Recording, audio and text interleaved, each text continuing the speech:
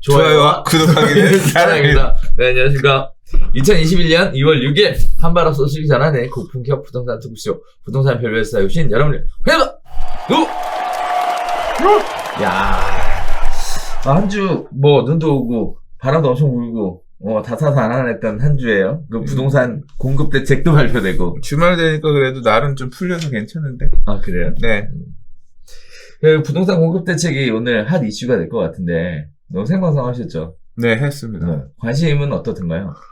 일단 뭐 사람들 화가 나 있지. 화가 나 있어요? 몰라, 저도 화가 났고. 아, 그래? 근데 좀 처음 그 딱 나오자마자 봤을 때 느낌하고 또 이제 다시 한번 읽어보면서 정리하면서 느꼈던 복귀했던 느낌하고 조금 뭐 사뭇 다른 부분도 있고 다른 부분도 있고 처음엔 화가 많이 났었는데 계속 화가 나네. 자, 오늘 이사 공급 대책 관련된 내용들을 기준으로 한 주간 부동산 이슈에 대해서 별별 이슈 시작해 보도록 하겠습니다. 자, 일단 첫 번째 소식입니다. 시장의 예상을 뛰어넘는 특단의 공급 방안이 발표됐다라는 평이 지배적인데요. 이사 공급 대책, 시장의 기대치는 넘었지만 실현 가능성 등에 대한 우려도 있다라고 하고요. 전문가들 역시도 전반적으로 호평했지만 일부 개선점에 대해서 지적하고 있습니다. 한편으로는 정부가 현재 주택시장의 문제점을 직시하고 대책에 반영하기 위해서 기존의 모습과는 사뭇 다른 새로운 시도와 노력을 했다라는 평가도 존재하고 있는데요. 공공주도 3080 플러스 대도시권 주택공급 획기적 확대 방안 발표 내용에 대해서 살펴보는 시간 가져보도록 하겠습니다. 2025년까지 전국에 83만 6천 가구로 공급하겠다는 역대급 공급 대책. 일단 단점과 장점에 대해서 이야기 나눠볼 텐데 쪼개서 한번 진행해 보도록 할게요. 장점에 대해서는 많이 아실 테니까 잠깐 미루고요. 단점부터 이야기 한번 나눠보도록 하겠습니다. 크게 세 가지 부분의 단점을 이야기하고 있는데요. 민간의 참여 신청이 있어야 가능하다. 따라서 실현 가능성에 대한 얘기가 가장 먼저 제기되고 있습니다. 공공주도 재개발 재건축 사업지와 신규 택지를 과연 어떤 형태로 발굴할 것인지 그 절차에 관련된 이야기가 나오고 있는데 그 중에 하나가 공공재개발 그리고 또 다른 하나가 공공재건축입니다.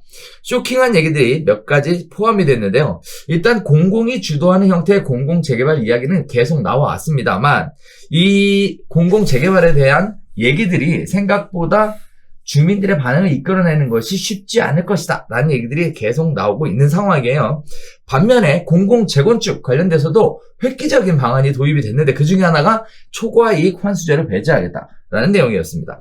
자, 거기에 따라서 공공이 직접 시행하는 정비사업을 진행하는 경우 재건축 초과이익 환수제를 면제하겠다라는 특징을 가지고 있는데 자, 일단 단점의 첫 번째 파트 어떻게 보셨어요? 일단 공공재개발 관련돼서는 주민들이 동의를 해야 되는 절차를 거쳐야 되고 이 부분이 쉽지 않을 것이다 라는 얘기인데 또 한편으로는 기대이익에 대해서는 충족시켜 주겠다라고 하는데 정말 그 기대이익이 예시를 들고 있는 10에서 30% 이내가 될지 아니면 훨씬 더 큰 기대를 하고 들어가게 된 건지에 대한 선택의 기준이 굉장히 중요하게 될 것 같아요. 일단 말씀하신 내용이 전체 대책 중에서 일부 얘기라서 맞아요. 조금 네. 단점이라고 얘기하니까 그런데 사업 방식이 여러 가지가 있어요. 이번에 얘기한 내용 중에서 그렇죠. 이제 지금 말씀하신 거는 공공이 주도하는 정비사업, 재개발 맞아요. 재건축 사업만 얘기고 맞아요. 사실 더 크게 얘기했던 부분이 공공이 직접 땅을 수용해서 주택을 짓겠다. 공공주택 사업을 도심권 안에서 직접 하겠다라는 게 사실 더 파격이었거든요. 그 부분에 대한 얘기가 아니라 질문은 일단 그렇죠. 공공이 재개발 재건축을 시행하는 부분에 대해서 말씀을 하셨으니까 맞아요. 이거에 대해서 먼저 얘기를 하면 원래 재개발 사업은 공공이 해야 되는 거를 민간한테 떠넘겨놨던 거거든요. 맞아요. 그걸 다시 가져오겠다. 우리가 직접 하겠다. 이제 그런 어떤 의지이기도 합니다. 그런 의지이기도 한데 앞으로 신규 사업, 신규 공공재개발 하겠다고 하는 것들은 이미 답이 나왔죠. 왜냐하면 지금 신청 받고 있으니까 여기는 아무 계획이 없던 곳들을 새로 신규로 합수하는 곳이니까 공공재개발 할 수 있으면 해야지 하고 선택하는 쪽들은 할 겁니다. 근데 요번에 나온 내용 중에 어떤 게 있냐면 아직 조합 설립이 안 된 곳이라고 하면 공공재개발 방식으로 할 경우에 또는 공공재건축 방식으로 할 경우에 아직 조합이 없는 곳이라고 하면 토지 등 소유자 50%가 제한을 넣고 뭐 나중에 나머지 채워가지고 3분의 2 맞춘 다음에 공공사업 시행자가 재개발, 재건축할 수 있는 이런 방법도 있다. 얘기도 하고 한편으로 이미 조합이 있는 곳이라고 하면 이미 조합이 있다는 얘기는 4분의 3 동의를 갖춰서 그렇죠. 재개발, 재건축 사업을 할 주체가 만들어진 건데 우리 그냥 조합 해산하고 여기 LH공사 시공사로 선정해서 LH공사를 사업 시행자로 선정해서 우리 여기 얘네 쫓아갑시다. 이제 이런 선택을 하기 위한 어떤 혜택으로 제시해 준 게 재개발 같은 경우는 별게 없어요. 별게 없어. 왜 별게 없냐면 용적률을 120% 올려준다는 거야. 맞아요. 200짜리면 240 주고 300짜리면 360 주는 거예요. 그러니까 그 정도 용적률을 더 받는 대신에 사업 시행자를 다 넘겨주고 땅도 여기 다 줘야 돼. 공공이 수용을 하게끔 땅을 다 줘야 되는 거예요. 네. 내 땅을 다 뺏기는 거야. 그 다음에 나중에 여기에 지어진 아파트의 입주권을 받는 형태로 이렇게 방식 우리가 조합 주체가 돼서 하는 사업이 아니라 네가 한번 잘해봐 하고서 땅을 이렇게 맡겨주십시오. 제발 좀 해주십시오. 뭐 이렇게 되는 거거든요. 그래서 기존 재개발 구역들이 공공재개발로 그걸 가기에는 미쳤어? 왜 그렇게까지 해? 너무 유인이 별로 없다는 거죠. 그렇죠. 예, 이렇게 하면 10%에서 뭐 한 30% 정도 추가 부담금을 줄여줄 수 있다고 하는데 그게 이렇게 크게 메리트는 그렇게까지 해가면서 이거 받자고 그렇게 해야 되느냐? 이제 그렇게 메리트가 느껴지지 않고 또 하나는 사업 속도를 되게 빠르게 패스트 트랙을 적용하겠다 했는데 이 부분에 대해서는 할 말이 많은 게 야, 공공이 하면 빨리 해주고 민간이 하면 빨리 안 해주고 뭐 이런 개벽다구 같은 소리가 있어요. 그렇잖아요. 야, 공공이 하면 5년 막 야, 우리가 할 때는 바로 초고속으로 갈 거고 민간 니들이 오면 야씨 까딱 다 해가지고 완전 딴집을 지금 건축심의 3년 네. 뭐 지금 안 해주고 그러고 있는데 공공해갖고 이건 완전 역차별이지. 말도 안 되는 소리지. 근데 그걸 뭘 대책이라고 민간이야. 자기네들 공공이 하는 건 무슨 절대적인 선입니까? 얼마나 그지 같은 모양으로 도대체 공공이 하는 건 민간이 하는 거랑 어떻게 뭐가 다르길래 이렇게 빨리 하는지 조금 납득이 안 가는 거죠. 공공이 하면 빨리 하겠다는 것도 일단은 이해가 안 가는데 그 부분은 빨라질 수 있다는 건 장점일 수 있지만 어떤 모양으로 나올지 모르잖아.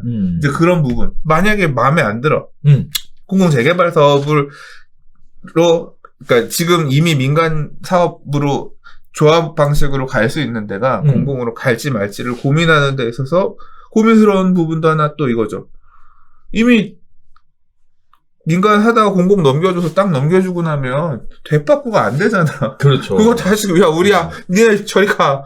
이미 다 땅 수용 다 해가지고 끝났는데 그런 게 어딨어. 되바꾸도 안 되잖아. 그러니까 이 선택을 하는 자체가 엄청 고민스러울 건데 이거 가지고 또 치열하게 싸울 거란 말이에요. 그렇죠. 예. 그래서 재개발 기존에 가고 있던 재개발들이 공공 재개발로 넘어가기에는 유인이 너무 부족해요. 그래서 별로 안 갈 것 같고. 이제 신규 공공 재개발들 같은 경우는 선택의 여지가 없는 곳들은 갈 수도 있을 것 같고. 그렇죠. 네. 그래서 재개발은 그 정도 보고요. 재건축은 좀 달라요. 재건축은 혜택이 큰 게 2개가 주어졌어요. 첫 번째는 뭐냐면 지금 재건축 초과이익 환수제를 배제한다 그랬잖아요. 초과이익이 이익이 많이 나오는 지역들 같은 경우는 이 얘기가 달콤해요. 그렇죠. 근데 지금 재건축 초과이익 환수제 시행되고 있잖아요. 네. 실제 시행되고 있어서 소규모 재건축들이나 이런 곳들 초과이익 환수금들 나오는데 얼마 나오냐면 1,000만 원 미만 세대당 뭐 그런 경우들 많아요. 그러니까 초과이익이 별로 안 생기는 지역들 많지. 그러니까 그런 재건축들은 별로 메리트가 없어. 이 초과이익 환수제 배제가 별로 메리트가 없고 어디가 메리트가 있냐면 초과이익이 많이 발생하는 지역 어디예요? 강남 4구. 그렇죠. 그러니까 제일 핵심 지역들 집값 비싼 동네. 이제 여기가 이 초과이익 환수제 배제가 되게 달콤할 수 있어요. 근데 생각해보세요. 압구정동에 있는 주민들한테 가서 이거 니네 집 다 나라 LH에다가 땅들 다 주고 공공재건축 하세요 하면 뺨 맞지 않을까? 그러니까 실제 이 초과이익 환수 배제가 되는 혜택을 받을 수 있는 강남권 지주들은 굳이 돈도 많으신 분들이 이걸 넘겨줄까? 좀 저는 현실 가능성은 그러니까 실질적으로 혜택을 볼 수는 있지만 그 혜택을 받으려 하지 않을 것 같다. 라는 게 제 생각이고요. 뭐, 그건 다른 분들 그러니까 의견이니까.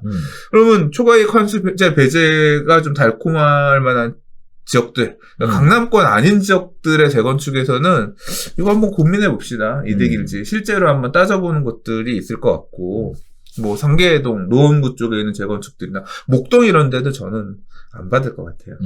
이제, 그러니까 좀 약간, 초과이익 환수 금액하고 상관없이, 조금 사업을 좀 가고자 하는 그런 것들은 조금 받을 가능성이 있을 것 같은데 수도권 이런 데들 같은 경우는 좀 받을 수 있을 것 같고 또 하나 혜택 주는 게 뭐냐면 재건축 아직 지금 법이 개정은 안 됐는데 2년 거주 의무 분양 신청하기 위해서는 2년 거주 의무를 넣겠다 투기과열지구 안에 이제 이런 내용인데 그것도 배제해주겠다 그랬거든요.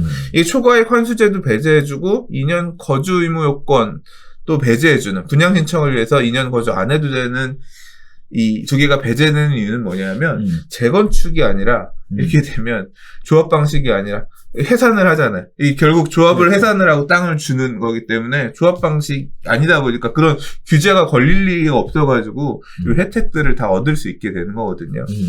그러면 누가 이걸 만약에 할 거냐? 그러니까 2년 거주를 채우기 힘든 투기과열지구의 재건축 아파트들은 야 이거는 이걸로 가면 그 집 가서 거주 안 해도 되니까 우리 분양할 수 있겠네, 분양받을 수 있겠네, 요거 한번 해볼까? 혹할 수가 있어요.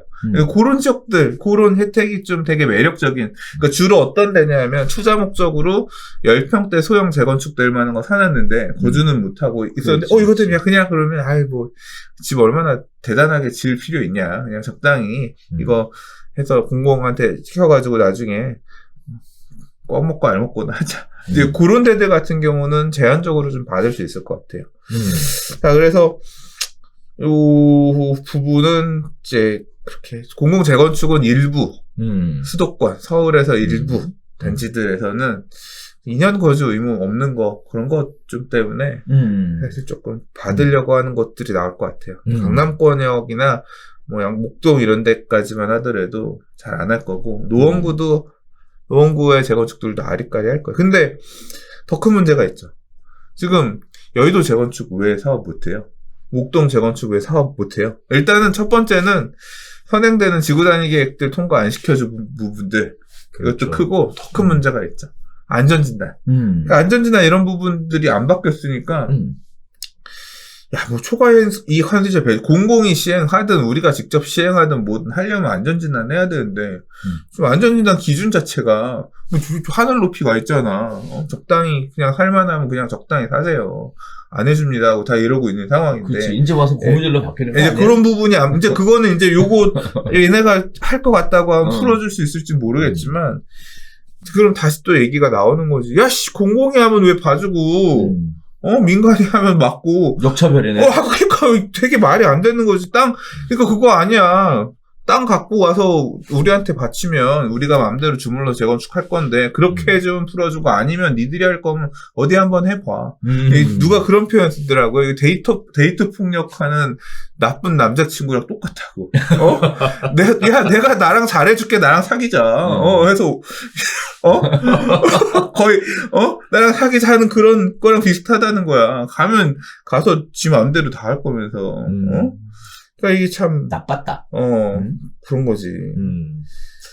아무튼 그래서 이 밑그림은 이렇게 짜놨지만 공공이 다 이런 도심지내 주택 공급을 우리가 다 주도할 거다라고 해서 이렇게 민간의 땅들을 갖고 와라. 그러니까 해놨지만 결국 그게 이득이냐 이득이 아닐 거냐를 주민들이 고민을 해서 결정을 해야 되거든요. 주민들이 고민해서 결정해야 되는데 이게 피가 터질 겁니다. 이게 지금 어떤 부분이 있냐면 이번에 얘기한 내용 중에 대책일 이후에 주택을 사면, 뭐, 쪼개기를 그치, 하면, 뭘 맞아. 하면, 계약을 하면 그냥 다 청산이라, 이 말도 안 되는 그런 걸 넣어놨거든요. 도대체 뭘 기준으로? 그러니까 그렇게 법을 바꿀 거라는데, 그래서 뭐, 이거 보고서 어디 가서 집 사지 마라, 이렇게 좀 겁을 주는 상황인데, 이 얘기는 공공재개발, 공공재건축도 다 똑같이 적용됩니다. 이 얘기는 뭐냐면, 나 재건축하고 싶은데, 내 집을 사는 놈은 분양, 아파트 입주권을 못 받는다는 얘기야. 그러니까 나는 못 판다는 얘기예요. 거래 제한이 딱 걸리는 거지. 그러면 같은 사업지 안에서도 생각이 다 다를 거 아니에요. 나는 팔아야 되는데 공공재건축 안 돼. 나는 뭐 그리고 또 예를 들어 뭐 공공재개발 예정할 수 있을 만한 지역에 집을 내가 빌라를 져서 안 팔고 뭐 열채를 갖고 있었어. 근데 그것도 팔면 안 되는 거야. 그 열채를 하나만 받는 거야. 그렇죠. 그러니까 그냥 2월 4일 이후로 나의 재산권이 꽉 동결돼 버린 거야. 동결 조치돼 버린 거야. 그러면 이 공공재개발로 가면 나는 망하는 거야. 땅 다 수용당하고 그 다음에 아파트 하나 입주권 하나 받고 뭐 적당히 이제 가는. 그러니까 나는 손에 이런 사람들은 목에 칼이 들어와도 절대 반대지. 근데 이걸 하고 싶은 사람들은 절대 해야 된다라고 하면서 싸울 거란 말이에요. 그렇지. 그러면 싸우겠죠. 이게 3분의 2라 그랬잖아요. 그렇죠. 이 공공재개발 재건축에서의 시행자를 넘긴 기준이 3분의 2라 그랬잖아요. 이 3분의 2를 갖추기 위해서 이거는 말 그대로 재산권이 물려있는 이걸 할 거냐 말 거냐 해가지고 치열하게 싸울 거라서 진짜 피 튀기면서 실제로 유혈 사태 이런 것들도 저는 나올 수 있을 거라고 봐요. 이런 갈등 자체가. 네. 이 재개발 사업에서 이 조합원들, 토지 등 소유자들 간의 갈등이나 서로 이 린치하고 이런 것들은 밖에서 모르는 사람들은 모른다. 이 어마어마하게 치열한 갈등들이 발생될 가능성이 높습니다. 왜 이런 불구덩이 기름을 붓는 이런 제도를 꺼내서 아무튼 그런 부분들이 추후에 많이 문제가 될 겁니다. 자, 그래도 기존에 이런 얘기들이 있었잖아요. 서울의 역세권, 그리고 아파트, 그리고 소유권을 가질 수 있는 그런 주택 공급이 필요하다라는 얘기를 계속 해왔었는데, 그동안 이제 그 정부에서 공급에 대한 방향 자체는 임대 아파트 공급이 줄을 잃었단 말이죠. 그래서 시장의 반응을 제대로 이끌어내지 못했던 부분들이 많았는데, 이번에 제대로 한번 깊숙하게 건드린 거 아닌가라는 생각이 좀 들면서, 한편으로는 이런 생각도 좀 들어요. 자, 과거에 재개발 자체가 진행이 불가능했었던 지역들이 신규로 재개발 지역으로 개발할 수 있는 기회가 열렸다라는 측면에서 또 의미가 있지 않을까. 근데 그거는 이미 작년부터 공공재개발은 추진해왔었잖아. 그러니까 이번에 열린 게 아니지. 그렇죠. 그러니까 정비 사업을 그렇게 가겠다는 거는 이번에 열린 건 아니야. 만약에 그 관점에서 얘기를 한다면 이 재개발 재건축을 놓고 얘기할 게 아니라 공공이 직접 토지를 수용해서 사용하는 공공주택 사업을 그러니까 지금 이거 재개발하고는 별개 얘기예요. 이번 대책에서 첫 꼭지로 얘기한 게 역세권, 중공업 지역, 그 다음에 기존 주거 지역의 토지를 우리가 직접 수용해가지고 공공주택을 짓겠다. 이런 사업 방식에 대해서 언급을 했거든요. 그래서 제가 어저께 공공주택 특별법을 계속 봤어요. 그래서 근데 그 내용은 정확하게 잘 모르겠어. 동의요건이나 이런 부분 잘 모르겠는데. 이제 그게 진짜 막 가는 거예요. 공공주택 특별법이라고 하는 게 원래 택지지구 조성 이런 것들. 맞아. 그러니까 보금자리주택 법이 이름이 공공주택 특별법으로 바뀐 건데, 그런 택지 논밭 수용해가지고, 거기에다가 공공이 분양하거나 임대하는 주택 절반 이상인 비중 그게 공동주택지구인데 그런 거 하던 사업인데 그걸 도심지 안으로 끌고 와서 그냥 멀쩡하게 사람들 갖고 있는 개인의 땅을 수용해가지고 그 사업을 하겠다는 거예요. 그래서 작년에 영등포 옆에 쪽방촌을 그런 식으로 정비하겠다 그래서 저는 뭔 개벽다 같은 소리야라고 했는데 어저께 그러니까 2월 5일이죠. 용산구 동자동의 쪽방촌도 그런 식으로 뭐 용적률 700%에서 개발하겠다 이렇게 해놨는데 이게 지주들이 하는 사업이 아니라 그냥 국가가 그 땅을 수용해서 거기에다 그 짓고 지주들한테는 돈 주고 너희들은 나가라. 그렇죠. 하고 세입자들 재정착시키고 이런 사업이거든요. 그 사업들을 지금 이제 앞으로 많이 하겠다는 거예요. 관장하는 거지. 도대체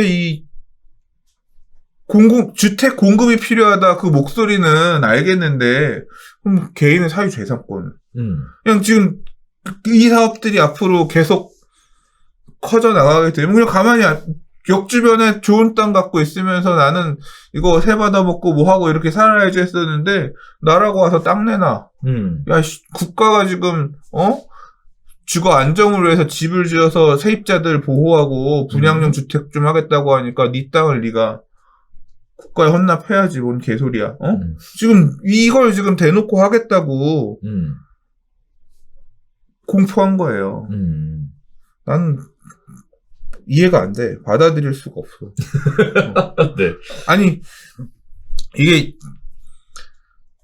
지금, 오늘 지금 한국경제에, 며칠 전에 한국경제 기사에 보면 그런 얘기도 있었거든요. 토지 수용 기준을 완화해서 서울에 공공주택을 짓겠다. 그러니까, 정부는 뭐 추가 당정 협의를 이루면 발표할 예정인데 이제 요 대책 나오기 전이죠. 유동수 민주당 정책위원회 수석 부의장은 이날 국회에서 기자들과 만나 일정 수준의 동의가 모이면 나머지 땅에 대해 정부가 수용할 수 있도록 법을 바꿀 수 있다. 해당 부지의 공공 임대 분양주택이 같이 들어가고 토지들에게 그에 맞는 보상을 해드릴 수 있다. 그러니까 지주들은 결국은 땅에 대한 확보가 수도권에 이런 논밭들은 한계가 있고 그걸로 할 수 있는 부분에 있어서 안 되겠으니까 도심지 안에 있는 그냥 개인의 땅을 뺏어서 거기에다 공공주택을 짓겠다는 거예요. 임대아파트도 짓고 분양 아파트도 짓겠다. 몇 년 전에 제가 되게 어이가 없어서 막 제가 분노했던 얘기 중에 이게 있어요. 재건축 초과액 환수제를, 그러니까 면제 받았던 사업지들이 갑자기 법을 바꾸면서 다시 재건축 초과액 환수제가 적용되게끔 이렇게 소급하는 일이 있었잖아요. 그래서 이 내용 가지고, 야, 피했는데 어떻게 이 법을 바꿔서 다시 걸리게 하냐? 라고 했을 때, 그때 국토부 관계자가 뭐라고 얘기했냐면, 국민의 주거 안정이라는 공익이 조합원의 기대 이익보다 크다고 할 수 있습니다. 이런 말을 했어요. 맞아. 그러니까 국민의 주거 안정이라는 공익이 있으면 개인의 사익 정도는 무시되어도 된다 이 얘기였고 이 스탠스로 계속 정책이 나왔는데 이 무정론 공익이면 다 되는 거 아니야. 지금 똑같이 그런 거예요.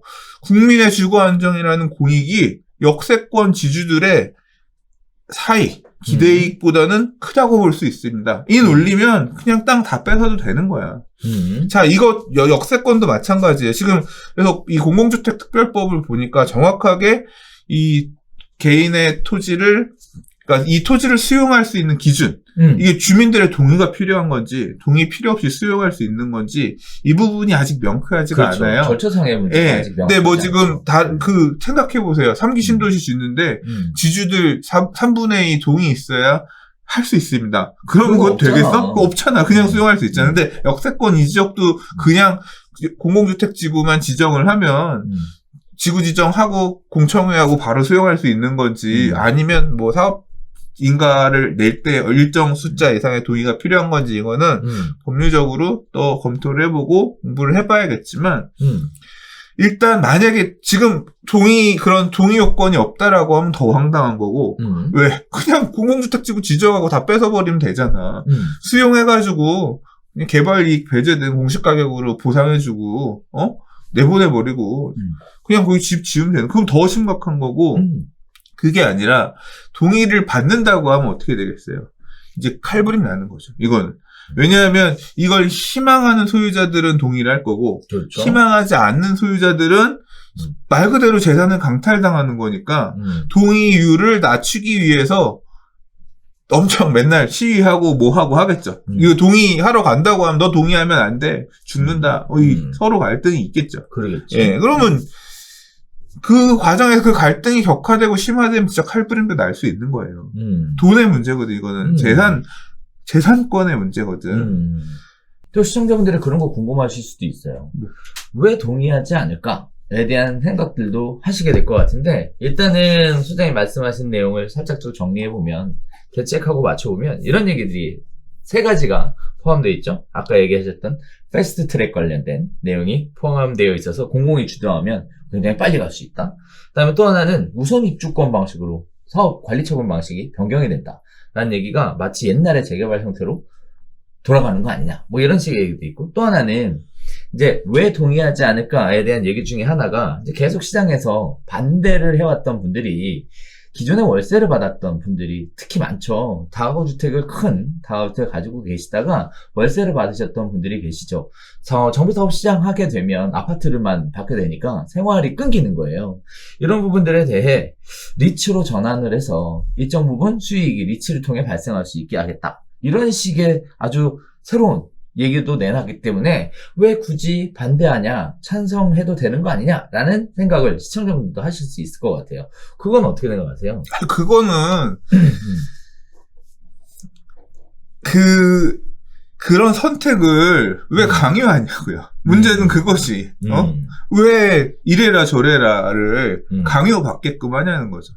그 출발선은 소유자인 나로부터 출발을 해야지. 왜 갑자기 내 집을 팔아가지고, 예를 들어, 소장님 집 팔아서, 아유, 뭐 굳이 내 집에서 사셔야 됩니까? 그 집 갖다 저희가 강제로 팔아버리고요. 그 집에 준하는 비슷한 집 살게끔 해주면서, 그 집에 나올 만한, 기대 이익이 될 만한, 자산가치 될 만한, 그런 금융상품으로 제가 바꿔 넣어드릴게요. 야, 난 그거 싫은데, 지금 국가가 하는 일에 지금 뭐 반대하시는 거예요? 지금 딱 네. 이거잖아요. 그렇죠. 지금 이게 모든 게 다 될 수 있는 거예요. 국가가 하는 선의로 하는 좋은 일에 네가 왜 손해도 보상해 준다는데 왜 지랄이냐? 딱 이 논조로 얘기를 하는 거잖아요. 선생님 그건 얘기가 아니죠. 있네요. 네. 선택을 강요하는 게 가장 큰 문제네요. 그죠? 그 얘기의 출발점은 진짜 난 골 때리는 게, 이 새끼들, 이제까지 뭐, 거버넌스니 지랄이냐 하면서, 네네. 도시 재생할 때는 지역 주민이 어떻게 이 지역을 재생할 거에 대한 걸 지역 주민들의 목소리를 통해서 해서 하겠네 해놓고서는, 이제 와서. 세입자들의 뭐는 중요하고, 이 토지 등 소유자들 재산권은 이거는 뭐 개차반 아무 중요하지 않은 거야? 완전, 박정희도 이렇게 안 했을 것 같아요. 박정희 대통령도 시절에도 이렇게는 하지 않았을 거고, 전두환 대통령 시절에도 이렇게는 하지 않았을 것 같아요.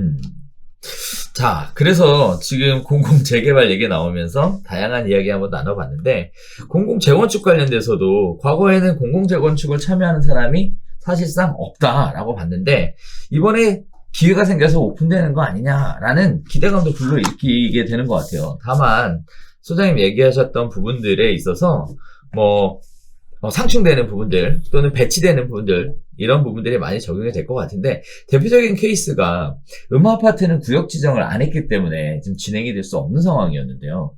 만약에 음아파트 같은 경우에는 공공재건축 신청을 하게 되면 구역 지정도 빨리 해주고 여러 가지도 풀어주고 그래서 하게 해주겠다. 결국 이렇게 봐도 되는 건가요? 되게 무시하네, 음마아파트 주민들을. 왜 무시하긴. 음마아파트 주민들이 받을 것 같아요? 그러니까. 이 재건축에 이렇게 목이 메어가지고 할 것 같아요? 그리고, 이게 공공이 하면 빨리 할 수 있다는 것도, 이게 다 헛소리예요, 헛소리. 그럼 지금 도시재생 뉴딜 사업 발표할 때 이제까지 벌써 지금 2017년 9월에 발표했으니까, 지금 4년이 됐는데, 지금 눈에 들어와서 이렇게 만들겠습니다. 한 것 중에 보이는 거 있어요? 없죠. 네. 지금 공공에서 지금 이 공공 재개발 사업 관련해서 국토교통부 홈페이지에 가면 제일 처음 배너에 이 정책을 홍보하기 위해서 만들어 놓은 배너가 있어요. 그걸 클릭하면 국토교통부 블로그로 넘어가요. 그래서 이번 공공주도로 3080에 대한 설명들이 쭉 있는데요. 그 내용 중간에 보면 공공이 주도해서 성공한 재개발 사업이라고 하면서 예시들이 있습니다. 그 중에 성남 중일구역 그림 딱 해가지고 그게 코오롱 하늘채 랜더스인가 그 중일구역이라는 곳에 재개발한 곳이에요. 지금 공사하고 있는데 그게 패스트트랙이라고 얘기를 했지만 제가 재개발을 처음 공부한 곳이 구성남시가지예요. 98년도 정도부터 대한주택공사 시절에 성남 구시가지를 정비하기 위해서 계획을 세워가지고 준비를 했고요. 제가 성남 재개발을 보러 간 게 2003년입니다. 그리고 그때부터, 그러니까 90년대 후반부터 준비를 해서 2000년대 초반부터 추진했었던 LH가 직접 공공 분양으로 준비했었던 이 사업장이 지금 20년이 거의 다 된 지금 이제 입주하려고 공사하고 있다고요. 5년이요? 왜 그러면 그 성남의 재개발 구역들은 사업이 이렇게 오래 걸렸을까? 2008년 이후에 하락장이 왔잖아요. 맞아요. 하락장이 오면 뭐 공공에서 앞으로 추가 부담금 책임져주고 뭐 하고 할 게 무너지는 건 똑같아요. 이거 뭐 책임져 줄 수 있을 거라고 얘기를 하지만 그런 게 어딨어. 이게 사업이 그러니까 시장이 꺾이고 힘들어지면 또 시간이 또 그렇게 걸릴 수도 있는 거예요. 세입자들 나가고 이 여러 가지 청산자들 문제 등등을 해가지고 엮여가지고 소송 걸리고 이주하는 중간에 꽤 오랜 동안 시간도 걸리고 그랬었단 말이에요. 공공이 한다고 해서 그렇게 금방 될 거다, 꿈같이 될 거다. 모르겠어요. 믿는 분들도 계실지 모르겠어요. 저는 믿지 않아요. 네, 저는 믿지 않아요. 뭐, 안양에, 어디야, 메가트리아. 거기도 제가 알기로 LH가 했던 사업지였던 걸로 기억하는데, 거기만 있나요? 그 다음에, 그러니까 LH가 시행을 했었던 서울 안에 여러 정비 사업들이 있어요. 근데, 그렇게, 달콤하지만은 않습니다. 네, 똑같아요, 결국은.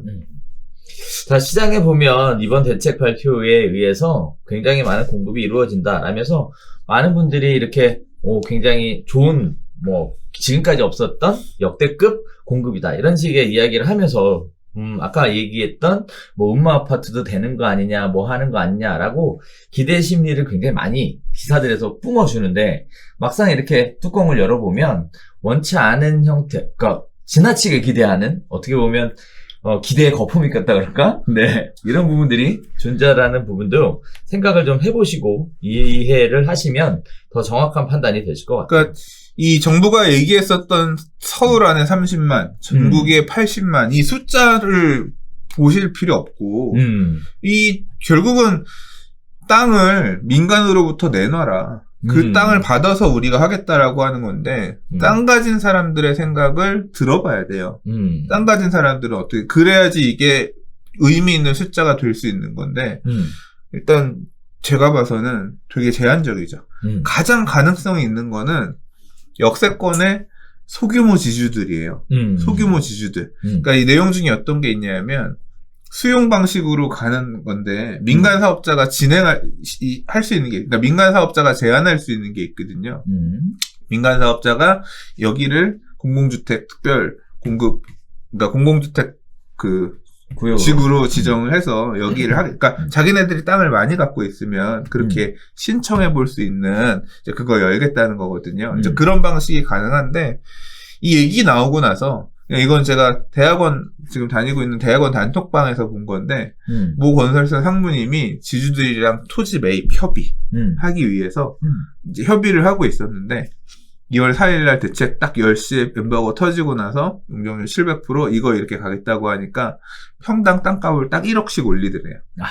그러니까 가능은 해요. 왜냐하면 지주들이 이렇게 많이 섞여서 하는 게 아니라, 그러니까 역세권의 소규모 필지 이런 것들, 내가 재정착하기 위한 주택 아닌 이런 지주들은 어차피 더 많이 지어서 팔고 나가면 땡이니까 그런 것들은 가능할 거다고 제가 전부터 역세권 용적률 높인다고 얘기할 때 말씀드렸잖아요. 지주들이 그래 400% 지을 수 있을 때는 이 가격이었는데 이제 700% 지을 수 있을 가격이니까 그러면 700%에 준하는 가격을 받아서 내가 니네한테 팔아야지. 이렇게 간다는 거죠. 그러네요.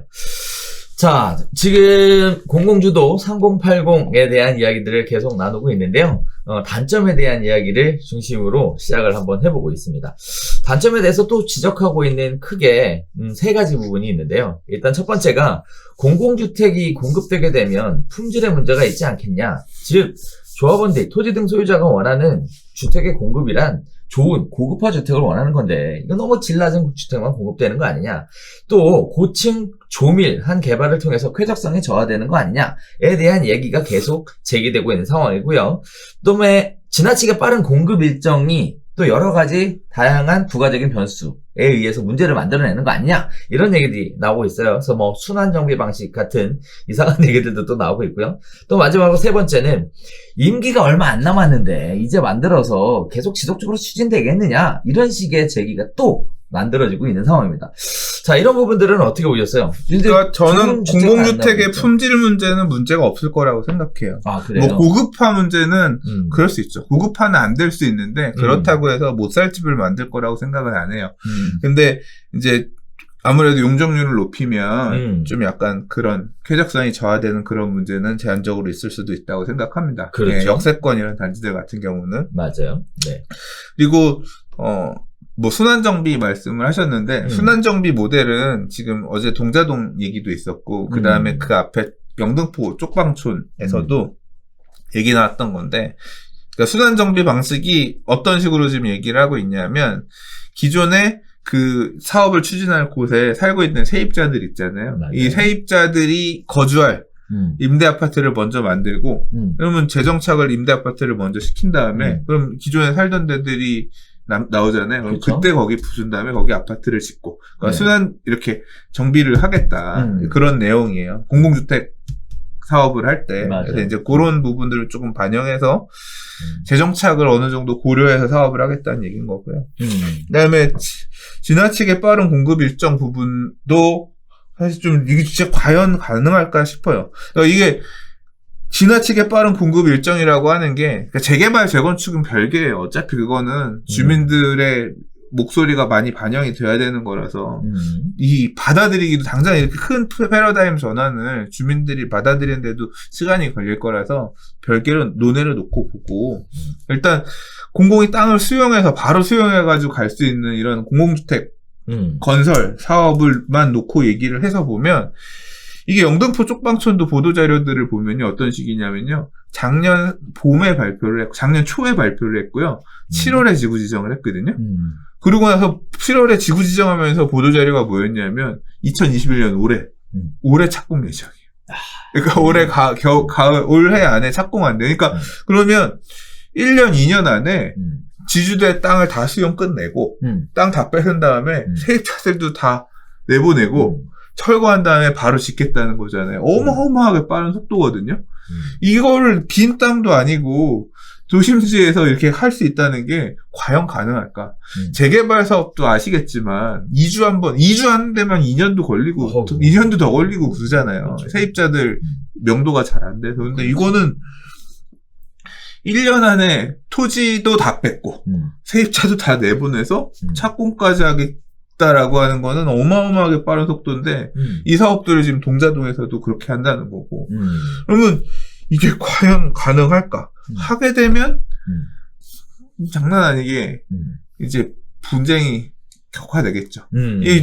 결국 제가 용산 참사 얘기를 얼마 전에 부동산 제가 실시간 방송하면서 얘기를 꺼냈는데 제가 용산 참사 날 때 그 용산 국제빌딩 특별계획 4구역의 상가 세입자였어요. 근데 거기 저는 2004년부터 제가 2009년 초까지 그 지역에서 상가 세입자로 근무를 했었거든요. 그래서 그 동네에 와서 뭐 했던 사람들 전철연이며 아니면 그 당시에 민주노동당 막 의원들이랑 와서 그때 권영길 의원 와가지고 악수도 하고 그랬었어요. 예, 그 당시에 제가 있었던 사람이거든요. 근데 이제 그 갈등은 세입자들이 그 영업 보상에 대한 금액 이런 문제들 삶의 터전을 상실하는 것에 대한 어떤 영업보상 문제 이런 것 때문에 갈등이 있었다고 하면 그것 때문에 그분들이 막내에 올라간 거잖아요. 맞아요. 보상금이 우리가 받아들일 수 있는 수준보다 터무니없이 그렇죠. 낮다. 그것 때문에 맞아요. 나온 거잖아요. 맞아요. 예. 근데 이거는 그런 수준이 아니에요. 이 땅을 뺏기는 문제는. 지금 이 지역의 토지를 수용당해서 뺏기는 문제는 이게 그냥 어디 이상한 사람들이 수요가 없는 이상한 지역의 땅이 아니라니까요. 영등포 역 바로 옆에 있는 가장 노른자 땅 공시지가만 해도 어마한 땅들. 근데 시가는 공시지가랑 비교도 안 되게 더 비싼 땅들이죠. 용산 서울역 앞에 있는 이 땅들 옆에는 가보면 빌딩 새로 져가지고 다 이렇게 다 정비들이 끝나가지고 큰 빌딩들이 있는 곳에 진짜 노른자 땅이거든요. 그리고 계획이 없었던 게 아니라 포함해가지고 지구단위 계획 수립해서 재개발 추진을 하던 곳이에요. 그런 땅을 이제 나라가 가져가겠다고 하면 그 지주들은 그러니까 이걸 갖다 그렇게 빠르게 하겠다고 하는데 굉장히 이제 저는 사실 솔직히 그거 딱 동자동 어제 그 보도자료 나오고 나면서 이게 이 기사에 보면 그 보도자료 발표할 때 국토부 LH에다가 용산구청 이름이 다르고 나왔거든요. 근데 용산구청장이 무슨 생각으로 냈는지 용산구청장한테 이거 물어보고 싶어요. 제가 어제 용산구의 구청에 전화를 좀 이거저거 물어보려고 전화를 했는데 전화를 안 받더라고요. 통화를 못 했는데 이 지주들 입장에서 이 어떻게 받아들일지 용산구청장은 무슨 생각인지 진짜 궁금해요. 네. 저 또 한편으로 대책 그 마지막에 보면 추진 일정에 대해서 이렇게 쭉 올라왔는데 기존하고 좀 달랐던 건 뭐냐면 대부분 다 2021년 3월 달에 싹 다 그냥 막 어마어마한 개정, 변경, 오, 대단하고요. 그 다음에 2021년 6월 달에 또 한번, 흐트러 제끼고요. 네, 엄청나게 빠른, 공급 일정, 또 개정 일정, 이런 것들을 추진하고 있는데, 결국 굉장히 급했다. 상황이. 이렇게 볼 수도 있을 것 같아요. 네. 그래서 무리하게 추진하는 거 아니냐라는 식인데, 뭐 얘기하는 것처럼 동시에 막 이렇게 확 진행되면, 이제 이주 문제도 생기고 인근 집가 상승에 대한 문제라든지 여러 가지 연계된 문제들이 생기는 것들에 대한 우려들이 있었는데 소장님 보시기에도 이렇게 한 번에 확 진행될 것 같지는 않잖아요.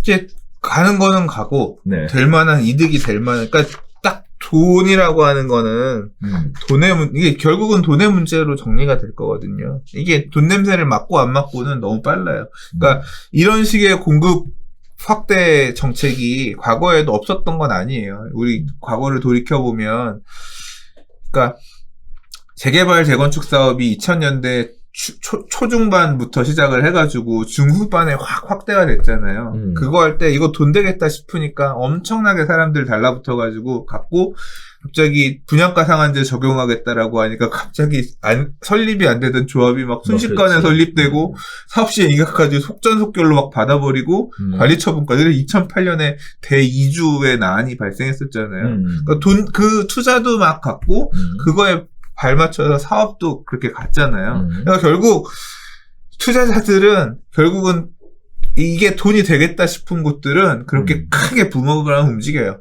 작년에도 이미 딱 드러났죠. 돈이 되겠다 싶어서 사람들이 생각한 거는 선택한 건 뭐예요? 공공재개발이잖아요. 공공재개발 가면 이거 돈 되겠다고 하니까 공공재개발은 신청도 엄청나게 많이 하고 그 다음에 사업 그 지역의 집가들도 많이 올라 그랬잖아요. 그러니까 이번에도 마찬가지일 거예요. 이 내용을 토대로 해서 다 될 거냐? 다들 추진 주체 입장이 돼서 고민들 하겠죠. 어떤 건 될 거냐 안 될 거냐. 이게 만약에 재건축 아파트 가격이 이로 인해서 막 상승하고 뭐 가고 하면 갈 거다. 기대를 좀 할 수도 있는 거고. 그렇긴 한데 물론 이제 그 부분을 배제하기 위해서 되게 초강수를 뒀죠. 네. 지금 3은 분양권 안 나온다. 네. 그렇죠. 도대체 이건 어떻게 법률로 규정을 하려고 이런 대책에 이렇게 심어놨는지 모르겠습니다만 이제 또 그게 발목을 잡아서 또 그것 때문에 못 갈 수도 있어요. 네. 자, 그래서 지금 다양한 문제 제기들이 있어 왔습니다. 관련된 얘기들을 쭉 나눠봤는데 보시는 것처럼 정부의 굉장한 의지 와는 별개로 사업 추진에 굉장히 다양한 걸림돌이 존재할 수 있다는 점도 같이 보시면 이번 대책을 이해하는 데 조금 더 도움이 되실 거라고 생각을 합니다. 자, 이번에는요. 공공주도 3080에 대한 대책 중에 장점에 대한 이야기를 한번 나눠보도록 하겠습니다. 자, 여러 가지 전문가들이 다양한 의견들을 내놓으셨는데요. 이런 식의 의견들이 많으셨어요. 지난 6년간 서울 아파트 한 해 평균 준공 물량이 38,687가구였음을 감안하면 상당히 파격적인 수치다. 분양주택 중심의 공급, 규제 혁신과 인센티브 등의 내용을 봤을 때 시장의 의견이 상당 부분 담겨져 있다. 도시를 바라보는 관점이 기존과는 차별적인 부분이 나타났다. 최근 몇 년간 국내의 도시 재생이 재건축과 재개발을 사실상 배제하고 진행됐지만 오늘부로 재개발, 재건축도 도시 재생 사업의 범주에 들어갔다라는 긍정적인 평가들을 많이 내어주셨는데요. 자, 이번 개발 계획에서 이러한 주택 공급을 위해 특별히 5가지 사업 진행 방식에 대한 언급을 또 하고 있는데요. 일단 그 중에 하나가 주거상업 고밀지구, 그리고 주거상업 융합지구, 주택공급 활성화지구라는 크게 3가지 지구에 대한 내용과 소규모 정비사업 신설, 도시재생 사업지에서도 주택을 지속적으로 공급하겠다라는 식의 5가지 공급에 대한 얘기를 또 추가로 이야기를 하고 있습니다. 소장님이 아까도 잠깐 얘기를 해주셨지만 어쨌든 공급에 관련된 부분은 굉장히 급하다라는 생각에 어떻게 보면 무리수를 두는 공급에 대한 얘기도 많이 포함되어 있는데요. 반면으로 보면 사람들이 원하는 식의 공급을 위해서 이런 식의 방법을 한번 추진해보는 것도 괜찮겠다라는 판단에서 만들어진 내용 아니냐 이렇게 생각할 수도 있을 것 같아요. 이런 부분들은 어떻게 보셨어요? 지금 뭐 주거산업 공밀지구, 주거산업 융합지구, 주택공급 활성화지구 이 무슨 지구 붙어 있는 거 있잖아요. 네. 이거는 아까 말씀하셨던 역세권의 용적률을 700%로 올린다던가 중공업 지역에서 뭔가 혜택을 준다던가 그다음에 주거 지역에서 용적률을 120%로 올려준다던가 하려면 그냥 밑도 끝도 없이 올려줄 수 있는 게 아니라 뭔가 이유가 있어야 되잖아요. 그래서 용도 지구를 신설해서 무슨 법에 따른 주택법에 따른 주택공급 활성화 지구 뭐 이런 식으로 그 용도지구를 신설해서 그런 법률적인 뒷받침을 하기 위해서 이제 이런 것들을 도입하겠다라고 보면 되고요. 그다음에 소규모 정비 사업 신설이라 그랬는데 여기 지금 내용을 축약해서 말씀하셨는데 소규모 정비 사업, 그러니까 빈집 및 소규모 주택 정비에 관한 특례법이라는 법률이 있어요. 이 법은 빈집 정비 사업, 정부가 하는 빈집 정비 사업이 있고, 그다음에 가로주택 정비 사업, 소규모 재건축 사업 등의 도시 재생, 소규모 정비 사업 방식들이 여러 가지가 있거든요. 그 내용에다가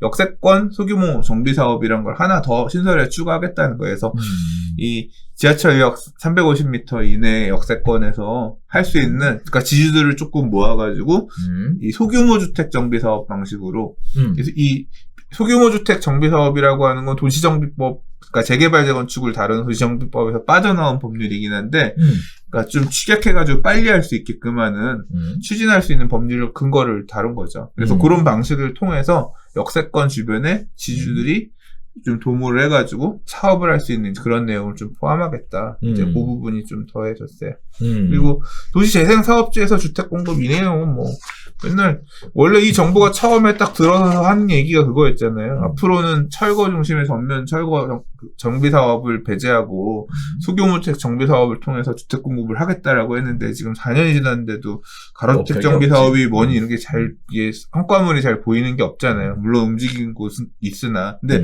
그거 하던 것도 꾸준히 열심히 하겠다. 통해서 뭐 약간 더 보완해서 공공이 주도해서 뭐 혜택을 주겠다. 그런 내용이 조금 들어간 것 같은데 사실 저도 안 읽었어요. 대충 넘겼어요. 별로 관심 있는 사람이 이미 재생 관련해서는 이미 흐름이 관심이 없는 거지. 그렇죠. 네. 뭐 아무튼 그런 부분이고요.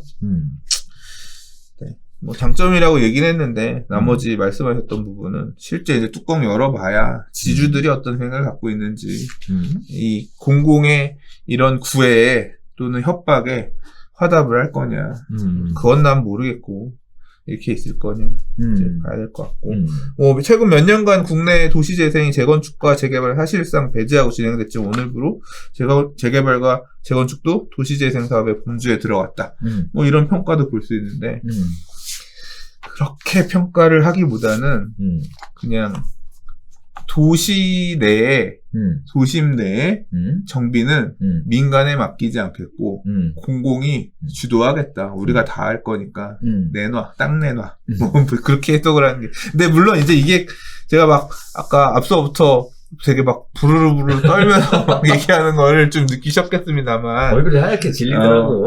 근데 이게 이것만 선택지가 있는 건 아니에요. 네. 이제 이런 부분들도 더하겠다는 거고 기존에 있었던 방식도 없애는 건 아니기 때문에 민간이 주도하는 재개발 방식도 있긴 있기 때문에 사실 앞으로 변수들은 많이 있다고 생각합니다. 그러니까 원래 도시 및 주거환경 정비법에 따라 추진할 수 있는 재개발 사업 재개한다든가 아니면 이제 좀 멈춰 있었던 민간 방식, 조합 방식의 재건축 사업을 재개한다든가.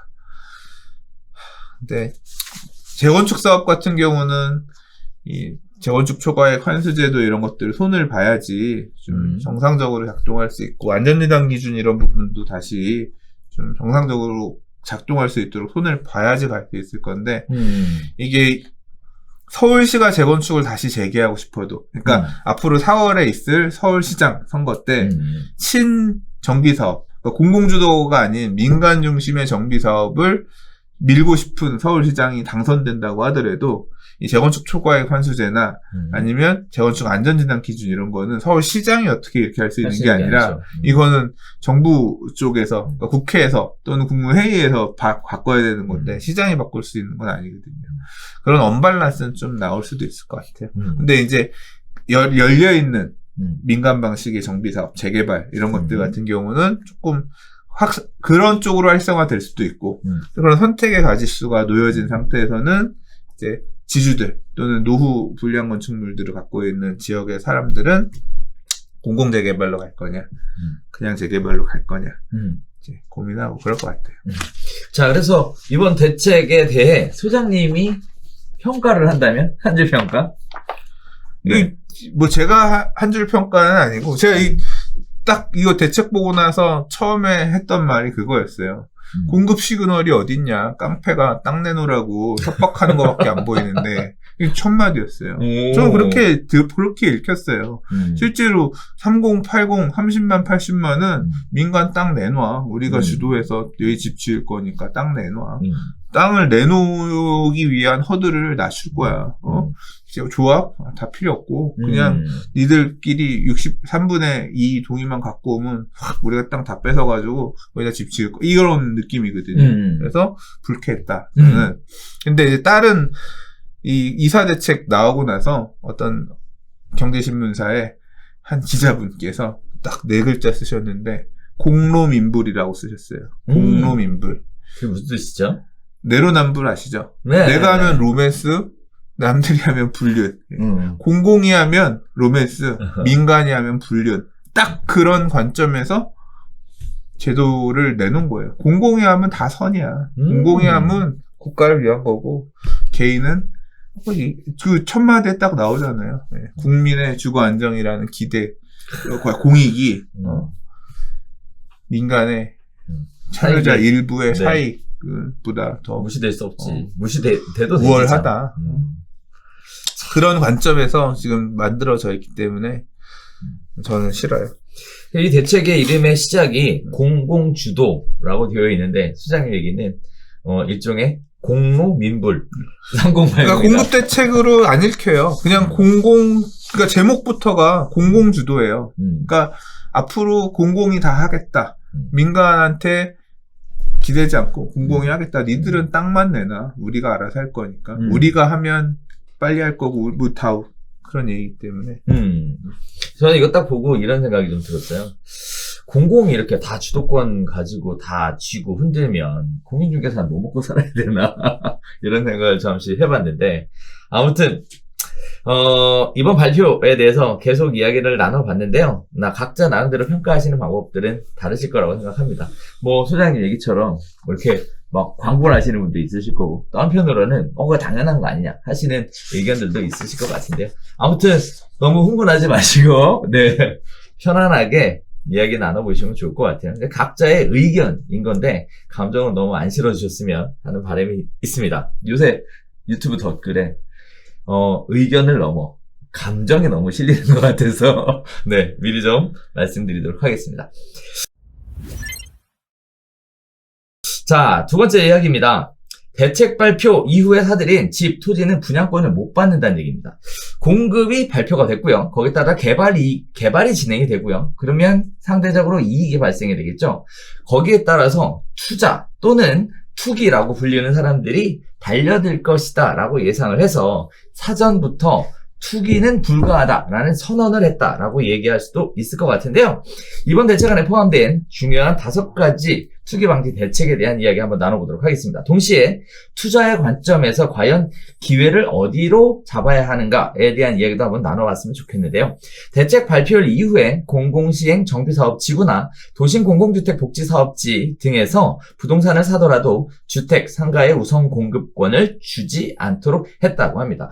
크게 5가지인데요. 일단 가장 큰 게 첫 번째, 4일 이후에 신규 사업지로 지정된 곳에서 집이나 상가를 사들여도 나중에 새 아파트를 받지 못한다고 합니다. 두 번째는요, 지분 쪼개기 금지한다고 합니다. 그래서 현금 청산하겠다는 얘기 하고 있고요. 세 번째는요, 전매 제한 기간은 소유권 이전 등기 때까지로 설정된다고 합니다. 또 새 아파트가 준공돼서 입주가 시작될 때까지 우선 공급권을 다른 사람에게 팔 수 없다고 합니다. 네 번째입니다. 이번 대책 이후에 집값이 급등하는 지역은 사업 후보지에서도 제외할 방침이라고 하는데요. 부동산 가격이나 거래량이 예전보다 10에서 20% 상승하는 경우에는 사업지로 선정하지 않겠다고 합니다. 5번째입니다. 토지거래 허가구역 지정을 통해서 실거주 목적이 아닌 경우 부동산 거래를 애초에 하지 못하도록 할 계획이다 라는 5가지 이야기가 있었는데, 이거 어떻게 보면 굉장히 쇼킹한 부분이 많이 들어가 있습니다. 자, 어떻게 보셨어요? 일단 이 내용에 대해서 여러 가지 생각들이 있으실 것 같은데. 싫지? 네. 그러니까 뭐 투기 억제책이라고 해서 내놨는데 이 시장의 혼란이 되게 크죠. 그러니까 지금 명쾌하지가 않은 부분이 있어서 대책에서 일단 4일 이후에 집 사면 다 아파트 안 주고 청산이야. 신규 이제- 사업지로 지정되면 이유는 아니지. 근데 어떻게 그냥 이거는 제가 볼 때는 진짜 악수 중에 악수인 것 같아요. 지금 밑도 끝도 없는 거야. 내가 그냥 이런 재개발 이런 거 아무 생각 안 하고 예를 들어 사당동에 역 주변에 한 도보 7분 거리의 빌라를 샀어. 또는 가서 집이 그냥 좋을 것 같아서 분양을 받았어. 들어가 살았어. 근데 그 동네가 갑자기 공공 재개발 또는 공공주택 사업이 추진이 된대. 나는 그냥 이런 아무 생각 없이 이런 거 생각 안 하고 가서 샀는데 갑자기 지정이 된 거야. 그렇지. 그럼 나는 그냥 아파트 입주권 아니라 청산되는 거야. 왜? 입주권은 나오지.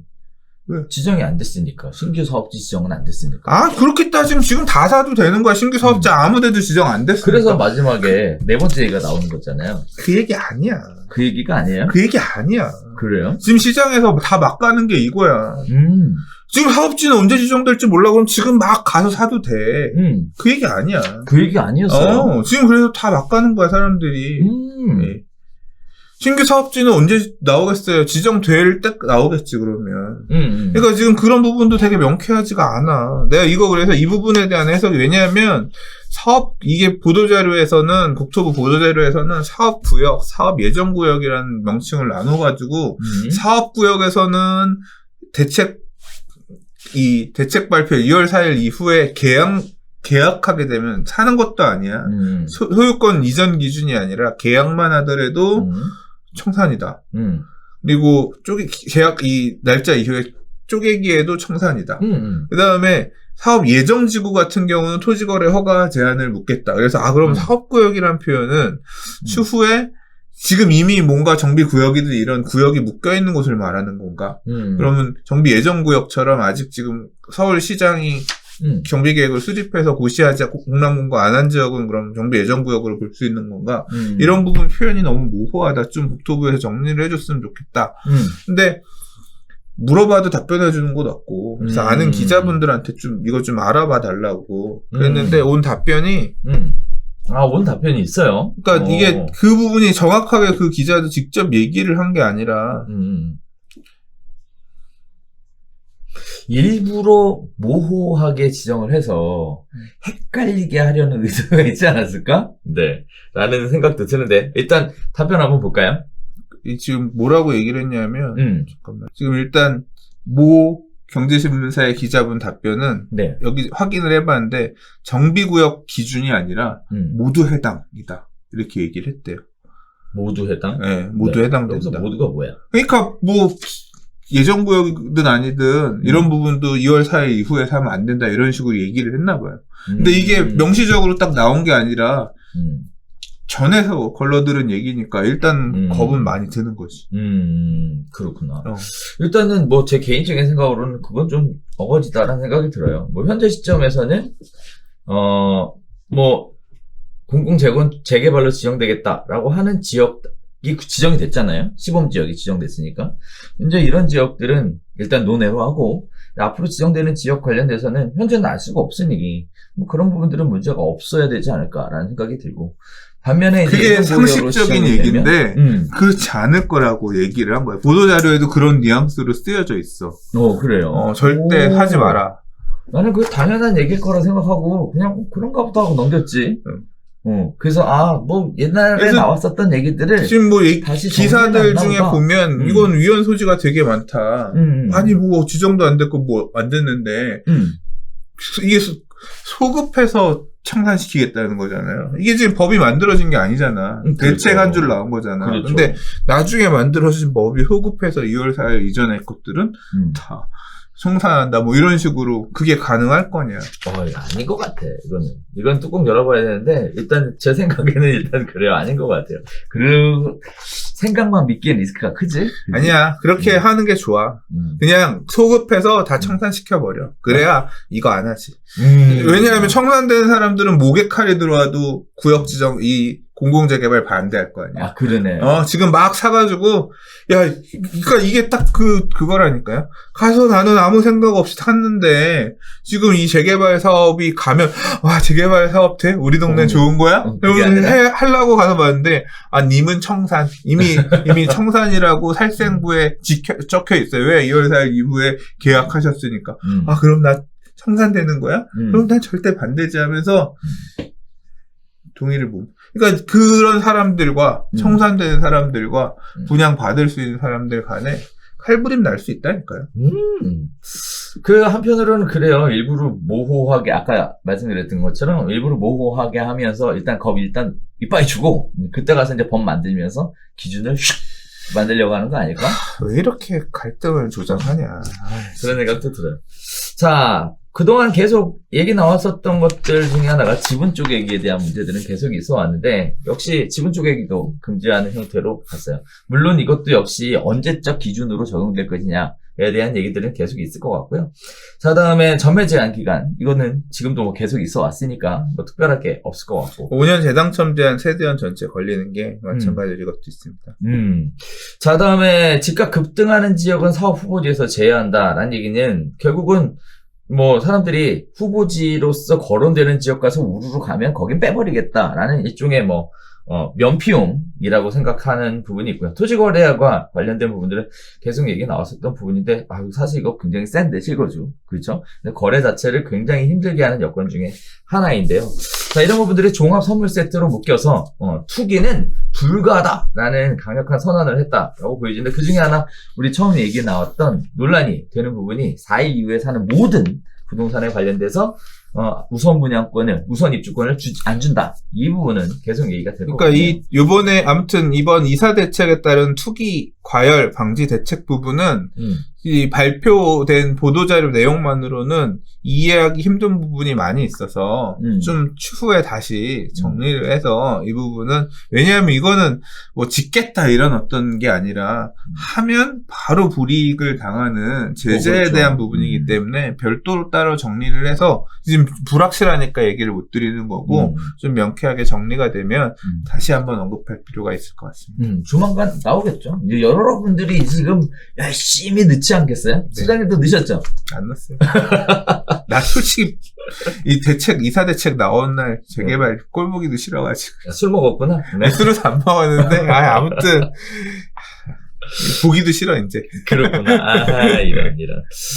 자, 그래서 워낙에 내용 자체가 세니까 투자의 관점에서 바라보실 때도 굉장히 조심스럽게 다가가실 필요가 있겠습니다. 반면에 중개의 관점에서도 이거 잘못 투자시켰다가는 큰 리스크를 떠안고 갈 수 있는 부분이라서 정신 바짝 차리고 앞으로 어떻게 방향이 정리되는지에 대해서 한번 살펴보셔야 될 것 같습니다. 섣부르게 뛰어들었다가 진짜 홀라당 타버리는 경우가 있으니까요. 특별히 유의하셨으면 좋겠습니다.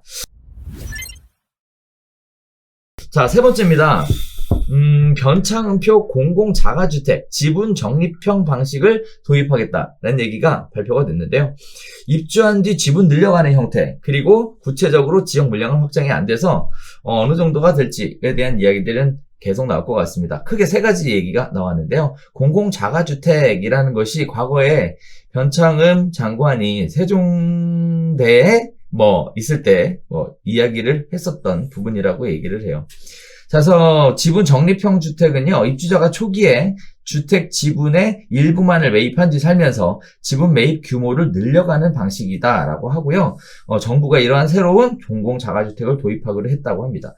자, 토지 임대부 방식은요, 국가 소유지에 지은 집을 땅값을 제외한 가격에 공급하는 것이고요. 일반 분양에 비해 분양 가격이 저렴하게 공급한다고 하는 거고요.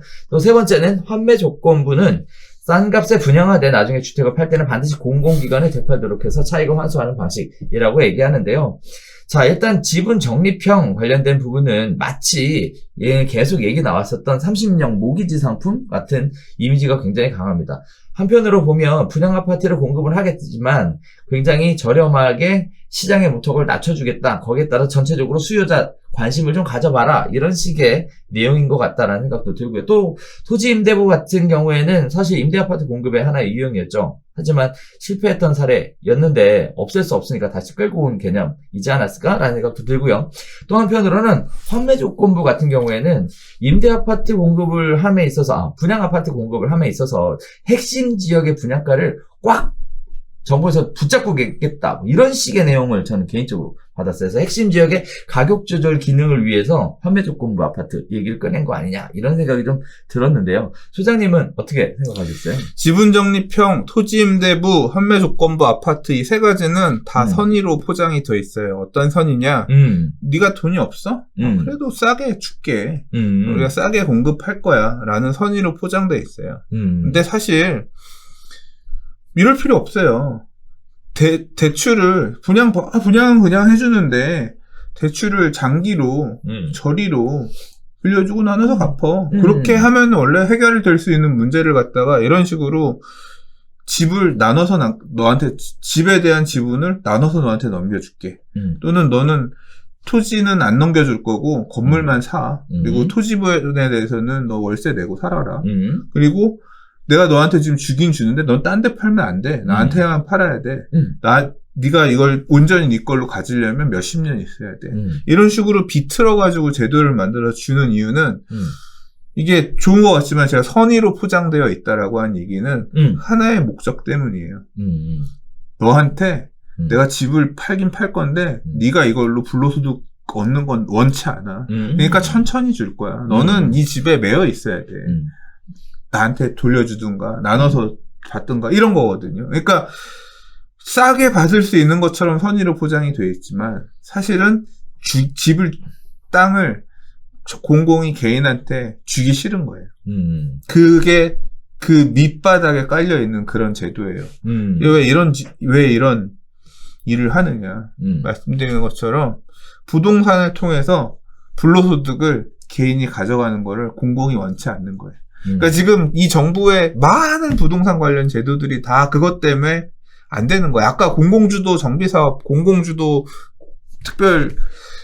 공공주도 주택 건설 이런 부분들이 전부 다 뭐냐면 공공이 해서 민간 니들이 돈 버는 거 우리가 못 보겠다. 공공이 다 해결하겠다. 이거에 출발하는 거거든요. 민간의 초과이익, 이익을 받아들일 수 없다. 출발하니까 그냥 주택 공급도 그렇게 있다 이런 거예요. 어떻게 생각하느냐? 뭘 물어봐. 왜? 공론인불. 자, 일단은 이런 얘기를 꺼낸 배경 중에 하나가 적극적으로 수요를 조정하겠다라는 내용이 전반적으로 깔려 있는 것 같아요. 특히 30대 영끌을 통해서 주택 매수로 주택 매수에 나섰다라는 얘기에 대한 부담감으로 일단은 대출이 안 되는데 도대체 어떻게 사냐라는 이런 식의 여러 가지 불만들이 있으니 일종의 문턱을 살짝 열어준 것 같기는 한데요. 전반적으로 깔려있는 생각 자체는 수요를 조정하겠다, 또 가격을 조정하겠다, 뭐 이렇게 생각해 볼 수도 있을 것 같습니다. 아무튼 수장님 얘기도 공론민불? 아니 대출을 해주면 되지 왜 대출을 제한해? 대출 해줬으니까 저기 돈 많이 버니까 팔지 말자. 그러니까 결국은 그거야. 대출을 제한해서 못 사게 팔지 하고 이런 말라고. 부분들이 민간이 이거 갖고 와가지고 초과액을 누리고 당첨만 되면 피 받고 네, 이런 게 그래. 싫은 거야. 그럴 수도 있잖아. 지금 대출이 안 돼서 집을 못 사니까 집은 살 수 있게 해줄게 이거잖아요.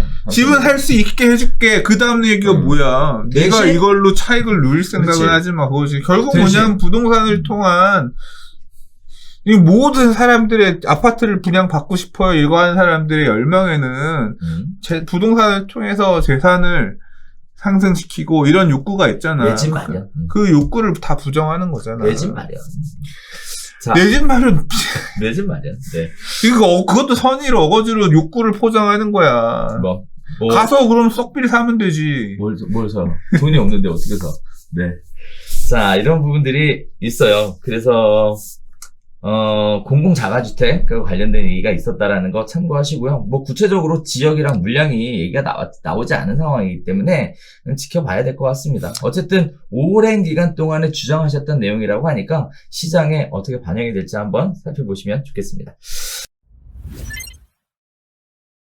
자, 네 번째 이야기 갈게요. 용적률 최대 700% 완화한 서울시 국토부에 공조가 있었다는 얘기가 나오고 있습니다. 6월에 조례 개정이 거의 확정된 상황이라고 하는데요. 서울시는 국토부보다 빡빡한 규제 기준을 적용해왔고요. 이에 양측이 부동산 정책을 두고 수차례 불협화음을 냈던 전례가 있다고 해요. 다들 아실 겁니다.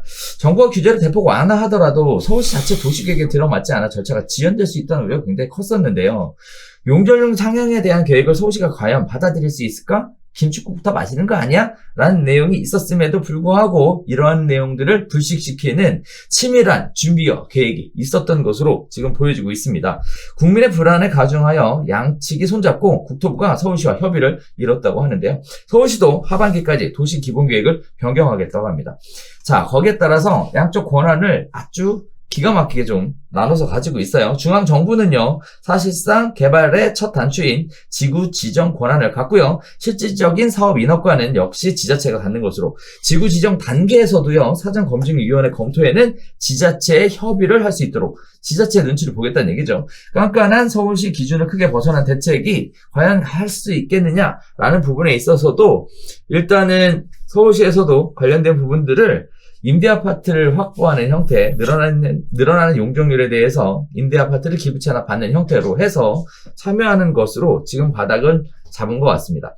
어쨌든 이번 발표에서도요, 국토부는 서울시로부터 공조 약속을 받아냈다라는 점을 분명히 함으로 인해서 어떤 발생할 수 있는 위험, 리스크 이런 부분들을 제거를 확실하게 했어요. 그래서 시장에 대한 어떤 미리 준비를 치밀하게 했다라는 내용을 확인할 수 있었을 것 같은데요. 자, 용적률 상향에 대한 계획을 과연 서울시가 받아들일 수 있을까에 대한 부분은 이미 6월달에 조례 개정한다고 하니까 될 것 같아요. 서울의 공급에 대한 커다란 변수가 하나 확실하게 제거된 거 아니냐라는 생각도 해볼 수 있을 것 같은데, 소장님은 이건 어떻게 생각하세요? 일단은 뭐 역세권 700%, 중공업 지역 500%, 용적률 상향에 대해서는 뭐 여러 가지 얘기들이 있었어요. 첫 번째가 닭장 주택이 공급되는 거 아니냐라는 이야기들이 있었고, 또 하나는 과연 서울시가 기존보다 낮은 용적률을 적용하고 있는데 국토부 니네만 올린다고 해서 서울시에서 과연 이걸 받아들이겠느냐, 이런 식의 얘기들이 있었거든요. 근데 아니다 라고 얘기를 했단 말이죠. 네, 어떻게 보셨습니까? 그러니까 받아들일 것 같은데요. 이게 그러니까 보통 서울시가 국토계획법에 보면 3조 일반 주거지역 용적률이 300%지만 서울시는 250%로 관리를 해왔고, 맞아요. 말씀하신 것처럼 임대아파트 이런 것들 지어서 그러니까 그렇게 추가로 더 주게 되는, 그러니까 서울시가 조례로서 좀 더 강화해서 운영하고 있던 거를 추가해서 용적률을 줄 경우에 그 부분은 임대아파트로 환수하는 그런 제도를 서울시는 오래전부터 추진하였거든요. 맞아요. 예, 그래서 서울 강남의 장기 전세주택 오세훈 시장 시절에 시프트 이런 것들 있잖아요. 반포 자이에도 반포 레미안에도 가면 시프트가 있거든요. 있어. 예, 그 임대 아파트들이 다 그런 용적률 거래죠. 용적률 더 줄 테니까 임대 아파트 지어서 땅 기부채나 패라. 우리가 건물 건축비 줄게. 이런 식으로 지었던 것들이거든요.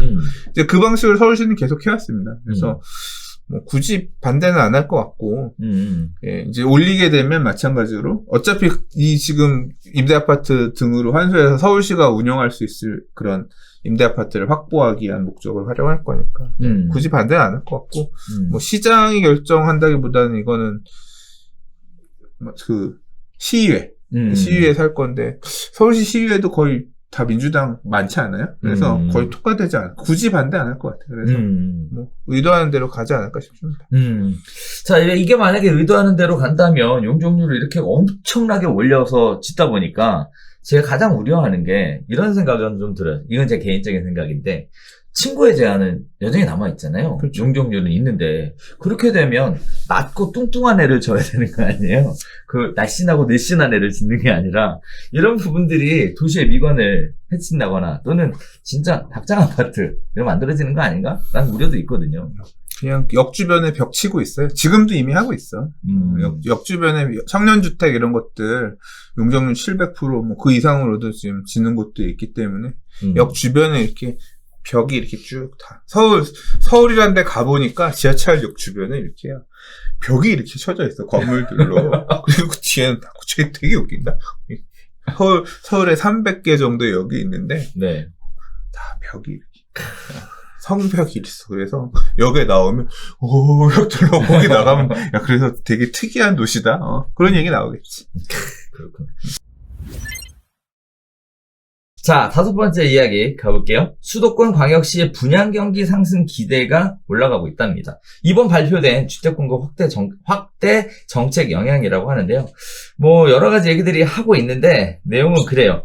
분양 경기 실사지수라는 게 있대요. 그래서 3개월 연속 90선을 유지하고 있다고 하는데 지난해 12월 기준으로 미분양 물량이 19,500가구래요. 일단 2007년 통계 작성 이후 최초로 1만 가구대를 기록했다고 하는데 전 개인적으로 이 기사 보면서 깜짝 놀랐습니다. 부동산 경기가 이렇게 좋다 그러는데 19,500가구에 미분양이 있단 말이야? 라는 생각도 하게 돼요. 신규 분양주택에 대한 수요가 미분양 주택 소진에도 영향을 미치고 있는 것으로 보인다고 하는데요. 이번 발표에 의해서 서울 수도권과 행정수도 이전, 스마트시티 등 개발 계획에 대한 기대감이 높은 대전, 세종권에서 기준선 100을 상회하는 전망치를 기록하는 등 분양시장의 사업 여건이 좋아질 거라는 기대감이 형성되고 있다고 합니다. 지역별로는요, 세종이 가장 높고요. 인천, 경기, 광주, 대전 등의 실적치가 기준선을 상회했고요. 또 강원, 충남, 전북, 경북 등에서도 90선의 실적치를 기록하고 있다고 해요. 자, 민거택지 분양가 상한제 시행에도 불구하고 분양가격이 상승할 것이라는 전망이 더 우세하기 때문에 이런 미분양 아파트가 소진되고 있다라고 하는 건데 수요 억제 기조가 지속되는 가운데서 서울 수도권에 대한 고밀도 주택 공급이 계획된 상황으로 향후의 사업 환경 변화에 대비해서 분양 시기 및 가격, 시장 수요에 대한 철저한 사전 점검이 필요하다. 그러니까 함부로 막 들어가면 안 된다라는 얘기를 하고 있는 것 같습니다. 자, 일단 미분양 아파트가 이렇게 많았나? 라는 생각이 드는데, 진짜 이렇게 많았는지, 왜 이렇게 미분양 아파트가 많은 건지. 나 모르겠어. 이 얘기는 안 했으면 좋겠는데. 진짜? 네. 네. 잘 모르겠으니까. 모르겠어. 그러니까. 네. 그러니까 제가 어떻게 보면 저는 서울주의자? 서울 수도권 안에서도 되게 제한적으로 관심 보는데, 요즘 같은 때도 미분양이 있어. 똑같은 생각이고. 그렇지. 네.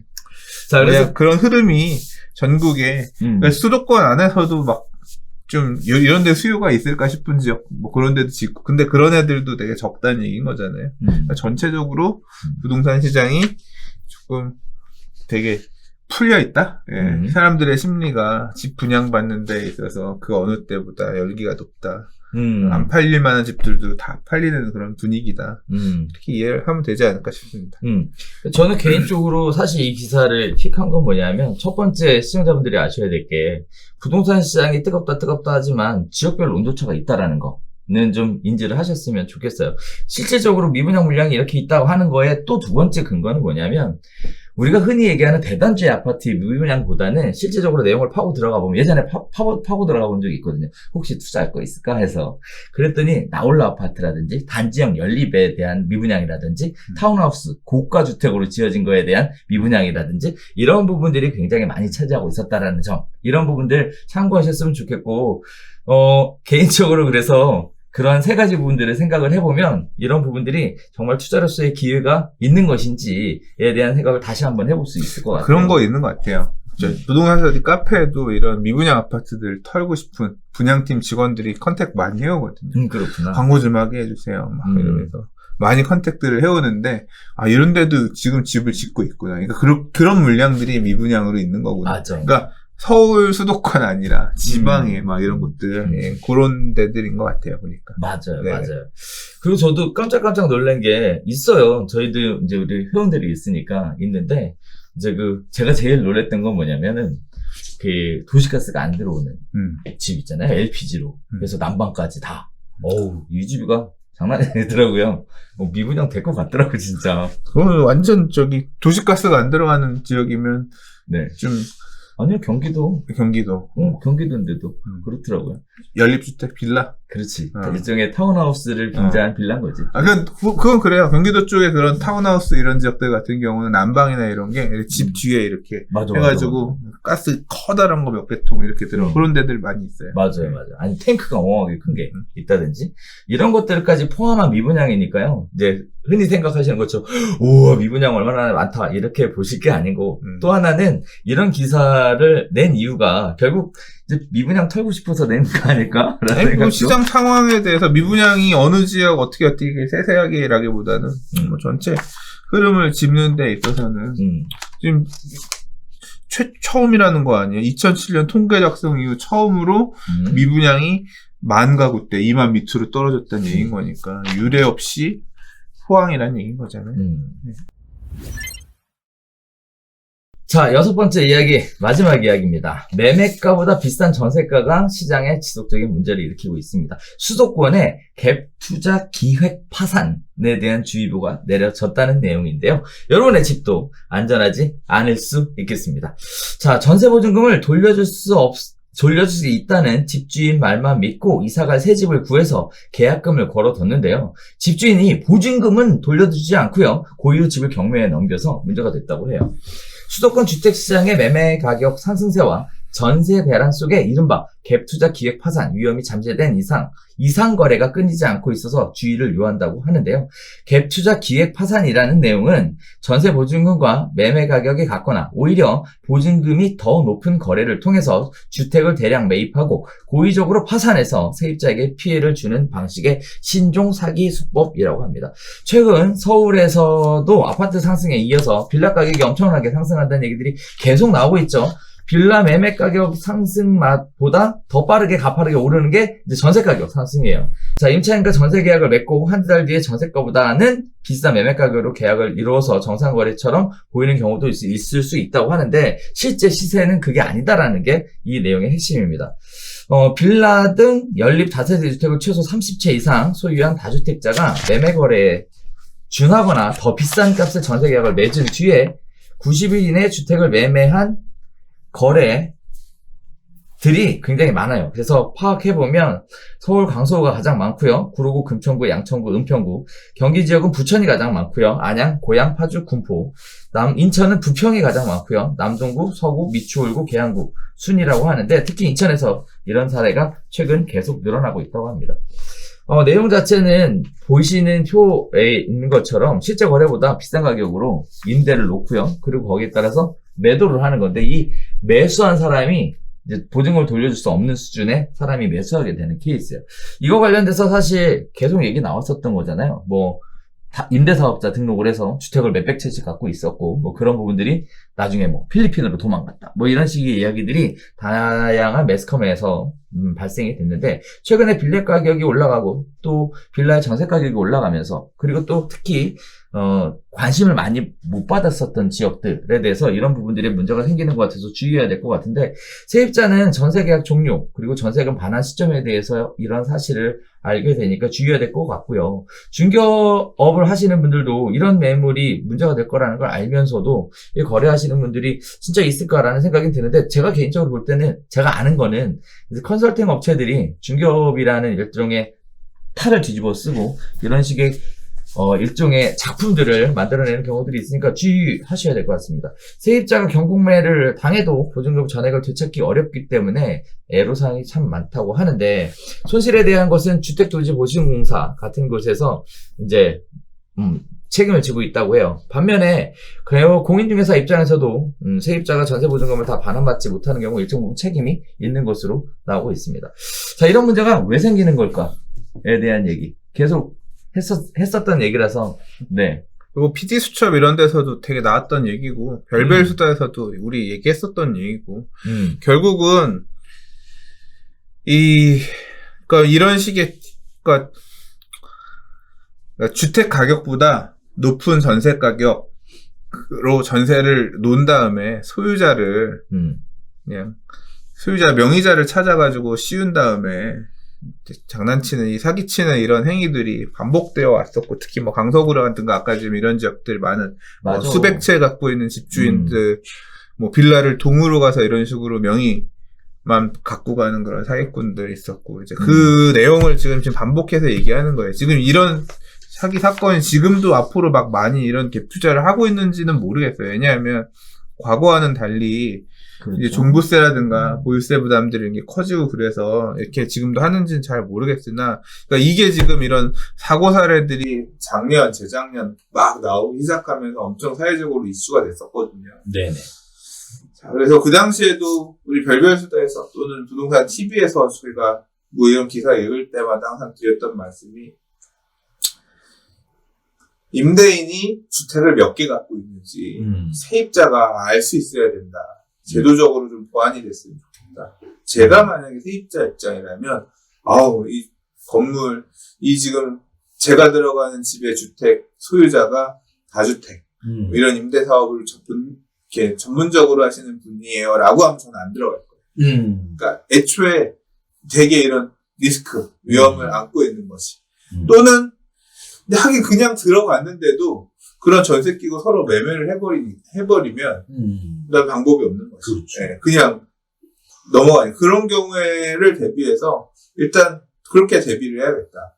들어갈 때는 내가 갖고 있는, 그러니까 임대 전세를 들어가는 집의 소유자가 다주택인지 아닌지 확인을 하고, 다주택이라고 하면 아예 들어가지 말고, 다주택이 아니라고 하면 무조건 전세보증보험을 들어서 전세보증금을 보고받을 수 있도록 이렇게. 이게 지금 이 사례들은 확정일자 등이 뭐 대출 선순위 대출도 없고 확정일자가 있어도 있다고 하더라도 당할 수밖에 없는 그런 구조. 왜냐하면 구조가 내가 전세를 너무 비싸게 주고 들어가는 게 사실 문제인 거잖아요. 맞아요. 때문에 그렇게 보증보험까지 껴서 일단 그러니까 임대인이 다주택자는 안 들어가고. 임대인이 굉장히 이런 임대 사업을 많이 하는 사람이다라는 게 확인이 되면 안 들어가고, 그렇지 않으라고 하면 들어가더라도 무조건 보증보험을 들어서 보호를 받을 수 있게끔 그렇게 가는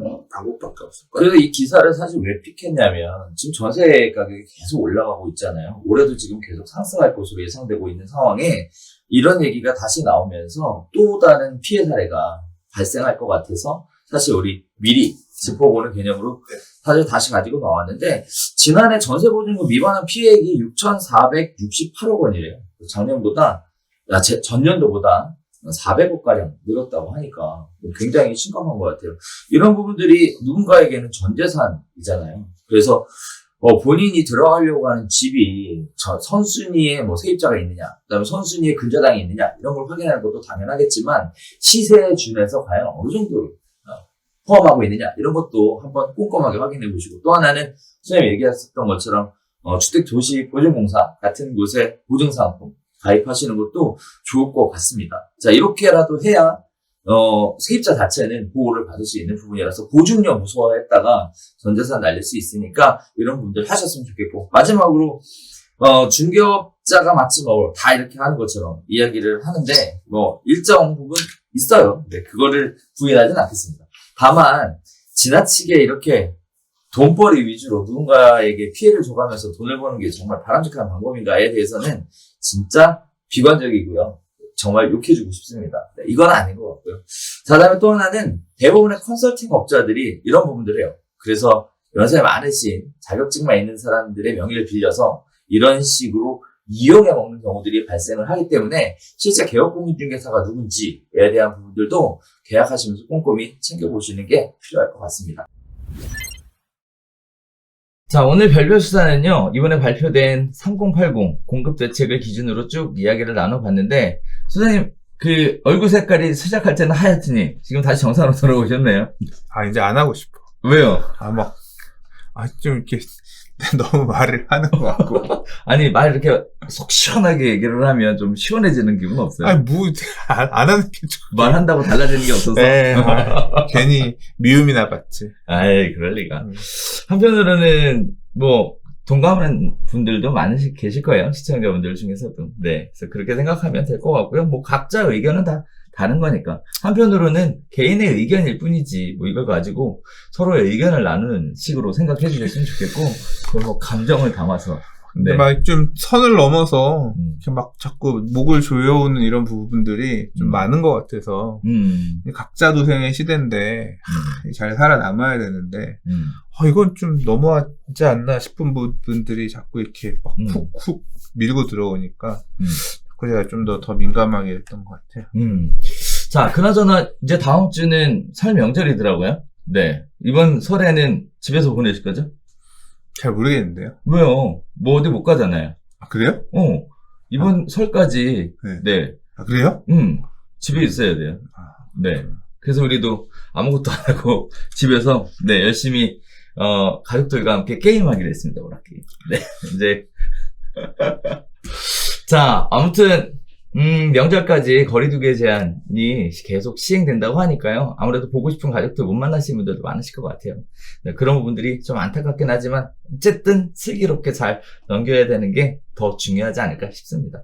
자, 저희가 별별수다는 다음 주에 휴방을 하고요. 그 다음 주에 새로운 소식 가지고 찾아뵙도록 하겠습니다. 오늘 인사는 새해 복 많이 받으세요로 하면 어떨까요? 네.